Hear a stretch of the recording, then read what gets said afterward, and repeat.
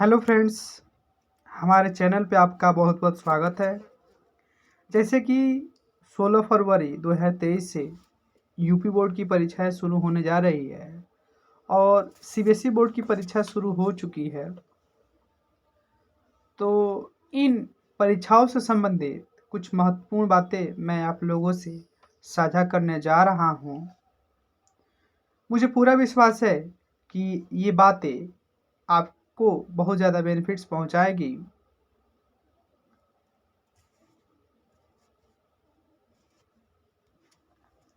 Video को आगे बढ़ाएं उससे पहले परीक्षा देने वाले सभी परीक्षार्थियों को अग्रिम ढेर सारी शुभकामनाएं और शुभ आशीष। मुझे पूरा विश्वास है आप लोग अपना सर्वश्रेष्ठ देंगे और धैर्य के साथ परीक्षा देंगे। कठिन पेपर आने पे घबराएंगे नहीं और आसान पेपर आने पे उत्तेजित नहीं होंगे, यानी कि सामान्य स्थिति में रह कर के आप परीक्षा देंगे। चलिए वीडियो को आगे बढ़ाएं।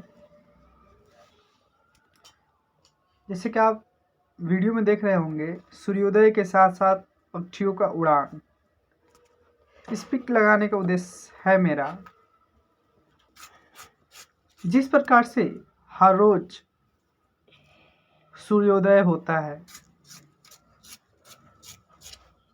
और सूर्योदय होने के साथ साथ संपूर्ण जीवों में एक नई ऊर्जा की संचार होती है। पक्षियाँ कलरव करती हैं, चहचहाती रहती हैं। उसी प्रकार से आप लोग भी अपने जीवन का स्वर्णिम शुरुआत करने जा रहे हैं। आपके जीवन का ये सूर्योदय है और आपके लिए उत्साह के साथ साथ थोड़ा नर्वसनेस भी होगा। आप भी पूरे उत्साह के साथ परीक्षा में शामिल होने जा रहे हैं और मुझे विश्वास है कि आपने जितनी भी पढ़ाई की है उससे आप संतुष्ट होंगे और घबराएंगे नहीं और पूरे विश्वास के साथ परीक्षा को देंगे।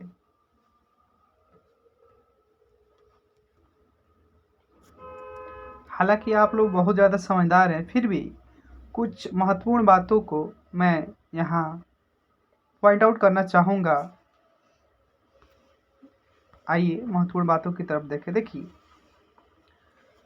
आप कितना भी अच्छे से तैयारी किए होंगे, इसके बावजूद भी नर्वसनेस होना आम बात है, घबराहट होनी आम बात है।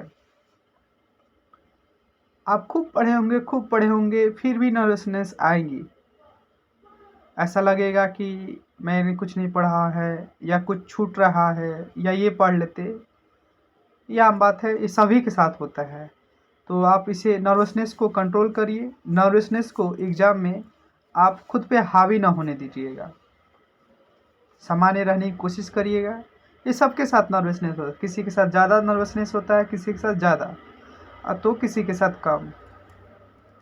सो अपने पे काबू रखिएगा। दूसरी बात कि आप खुद पे भरोसा रखिएगा। आपने अब तक जो कुछ भी पढ़ा है वो सफिशिएंट है। इस विश्वास के साथ आप परीक्षा हॉल में जाइए, ठीक है। और यदि आप इस समय शाम के समय वीडियो देख रहे हैं तो एक बात मैं आपके लिए कहना चाहूँगा, रिवीजन बहुत महत्वपूर्ण है। नया चीज़ कुछ भी ना पढ़े, नया चीज़ पढ़ने से बचे। या कोई किताब बता रहा है या कोई नया टॉपिक बता रहा है कि ये टॉपिक पढ़ लो, ये परीक्षा में कल आएगा, महत्वपूर्ण है, तो इससे बचे। अब तक आपने जो पढ़ा है वही काफ़ी है, उसी को रिवीजन करें, उसी को बार बार करें। अब चलिए आगे बढ़ते हैं। परीक्षा केंद्र पे क्या करें और क्या ना करें, इस पे ध्यान रखें हम लोग, ठीक है।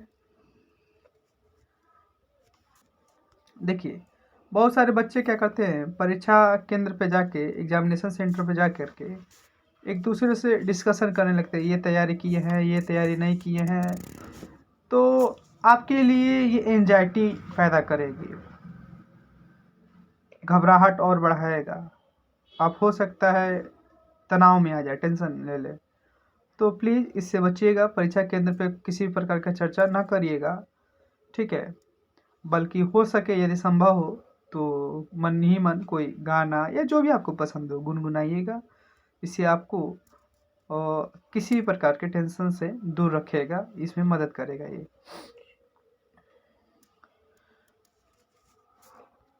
चूँकि कल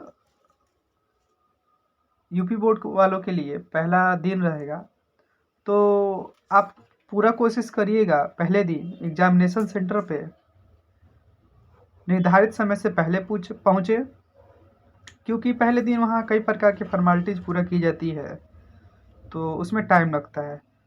तो समय से पहले पहुँचिएगा। अगला सबसे महत्वपूर्ण बात है कि अपना admit card, ID card, stationery जैसे पेन, पेंसिल,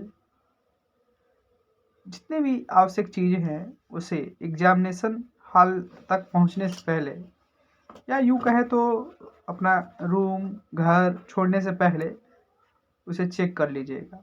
और एक और बात मैं यहाँ ऐड करना चाहूँगा कि बेहतर होता कि आप अपने एडमिट कार्ड का जेरॉक्स कॉपी, फ़ोटो कॉपी 2 ठो रख लेते, एडमिट कार्ड का भी फ़ोटो कॉपी रख लेते घर पे, जिससे कि अभी यदि किसी भी दशा में एडमिट कार्ड गुम हो जाए या आधार कार्ड गुम हो जाए तो ज़्यादा भाग दौड़ न करना पड़े, ज़्यादा टेंशन न लेना पड़े। एक और महत्वपूर्ण बात बताऊंगा आधार कार्ड को लेकर के कि आप किसी भी सीएससी केंद्र पे जा कर के आधार कार्ड का प्रिंट आउट के लिए आवेदन कर लीजिए, 50 रुपये लगेगा। इससे क्या होगा, यदि आधार कार्ड गुम हो जाएगा तो आप तनाव में नहीं लेंगे, तनाव किसी प्रकार का नहीं लेंगे, तनाव नहीं आएगा। एक रहेगा आपके पास आधार कार्ड, तो इससे काम चल जाएगा। और अगला बात ये है कि एग्जामिनेशन सेंटर में अपने साथ पानी जरूर ले जाए, क्योंकि घबराहट की वजह से, नर्वसनेस की वजह से बार बार प्यास लगती है, ठीक है। और पानी की बोतल ले जाए तो ये कोशिश करिएगा ट्रांसपेरेंट बोतल ही ले जाए, उस पर किसी प्रकार का लेबल ना हो और ना ही यो रंगीन हो, ट्रांसपेरेंट होना चाहिए बस। आगे बढ़ें इससे पहले आप लोगों के लिए कुछ हम कहना चाहते हैं। अपनी काबिलियत पर विश्वास तू नहीं तो और कौन करेगा, अपनी काबिलियत पर विश्वास तू नहीं तो और कौन करेगा। मंजिल तेरी है, मंजिल तेरी है, उसके लिए मेहनत तू नहीं तो और कौन करेगा। मंजिल तेरी है, इसके लिए मेहनत तू नहीं तो और कौन करेगा। मेरे दोस्तों, परीक्षा को लेकर एक और बात मैं कहना चाहूँगा। इम्तिहान वो कागज़ है, इम्तिहान वो कागज़ है जो साबित तेरा कल करेगा, जो साबित तेरा कल करेगा। मेहनत वो हथियार है, और मेहनत वो हथियार है जिससे तू अपनी मंजिल पे राज करेगा, जिससे तू अपनी मंजिल पे राज करेगा। मेरे प्यारे मित्रों, कल तो परीक्षा की शुरुआत हो रही है। आप जितने भी समय बचे हैं ज़्यादा ज़्यादा मेहनत करिए, और परीक्षा के एक दिन पहले यानी कि आज या आने वाले परीक्षा के लिए भी मैं कह रहा हूँ, आप पूरा भरपूर नींद लीजिए। जितना आप पढ़ें उस पर विश्वास रखिए, किसी प्रकार तनाव न लीजिए, ठीक है। मैं आप लोगों के लिए कुछ और लाइन कहना चाहूँगा। सच हो जाएंगे सपने, सच हो जाएंगे सपने, तू भरोसा रखना, तू भरोसा रखना। कल इम्तिहान होगा तेरा, कल इम्तिहान होगा तेरा, तू अपनी मेहनत पे सबसे अधिक यकीन करना, तू अपनी मेहनत पे सबसे अधिक यकीन करना। हाँ मेरे प्यारे दोस्तों, आपको अपनी मेहनत पे यकीन करना बेहद ज़रूरी है। जो भी आप पढ़े होंगे उस पे यकीन करिए। परीक्षा से संदर्भ में कुछ और बातें मैं आगे भी कहूँगा। हम लोग महत्वपूर्ण बातें कुछ कह रहे थे, तो उसी को मैं जारी रखना चाहूँगा।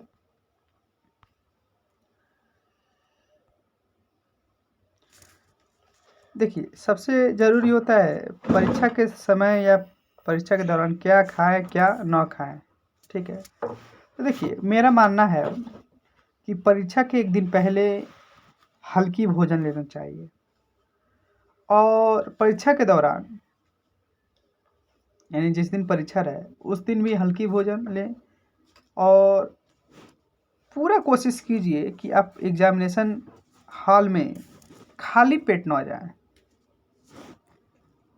इसका मतलब ये भी नहीं है कि आप खूब खाना खा लें, या नहीं, हल्का भोजन लीजिए। ये जो कुछ भी हो, हल्का हो सके तो फ्रूट्स ले लीजिए, हो सकता है अंकुरित अनाज ले लीजिए जैसे भिगोया चना, ये सब, जिससे कि पेट हल्का सा भरा रहेगा, भूख नहीं लगेगा या अन्य प्रकार की परेशानियां नहीं आएंगी।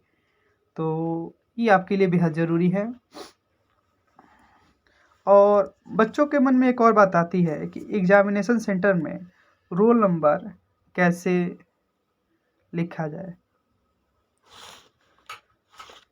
ठीक है, तो उसको लेकर मैं बता रहा हूँ। स्क्रीन पे जो दिख रहा है रोल नंबर, ये बस यूं ही सिंपल के लिए मान लीजिए ये आपका रोल नंबर है। तो आप एग्जामिनेशन हॉल में जो कॉपी पे रोल नंबर लिखेंगे, शब्दों में रहता है, शब्दों में लिखिए, राइट इन वर्ड्स। तो आप लिखेंगे 29883115। मैं रिपीट कर रहा हूँ, आप आंसर शीट पे लिखेंगे, जहाँ लिखा रहेगा, कॉलम दिया रहेगा राइट इन वर्ड्स, रोल नंबर को, अनुक्रमांक को शब्दों में लिखिए। तो आप लोग लिखिएगा 29883115, ऐसे करके लिखा जाता है। तो मुझे उम्मीद है कि आपका रोल नंबर से संबंधित कन्फ्यूजन दूर हुआ होगा। दोस्तों, आपका ज़्यादा समय न लेते हुए मैं अपनी बातों को समाप्ति की ओर ले जाऊं, उससे पहले मैं कुछ कहना चाहता हूं। ये सच है कि एक कागज़ का टुकड़ा आपकी काबिलियत का मूल्यांकन नहीं कर सकता, लेकिन दूसरा पहलू ये भी है कि वही कागज़ का टुकड़ा आपका भविष्य बदलने की हिम्मत ज़रूर रखता है। आप लोगों के लिए चंद लाइन इसी के साथ मैं अपनी बात समाप्त करूंगा। खामोशी में अपनी मेहनत छुपा लो, खामोशी में अपनी मेहनत छुपा लो, जो देते हैं ताने, जो देते हैं ताने, उन्हीं तानों को अपनी मजबूती बना लो, उन्हीं तानों को अपनी मजबूती बना लो। मौका हर बार नहीं मिलता, मौका हर बार नहीं मिलता, इस बार मिला है, इस बार मिला है, तो अपनी जान लगा लो, तो अपनी जान लगा लो। बेस्ट ऑफ लक मेरे प्यारे मित्रों। जय हिंद। इसी के साथ बहुत बहुत धन्यवाद। थैंक यू, शुक्रिया, नमस्कार, शुभ रात्रि मित्रों।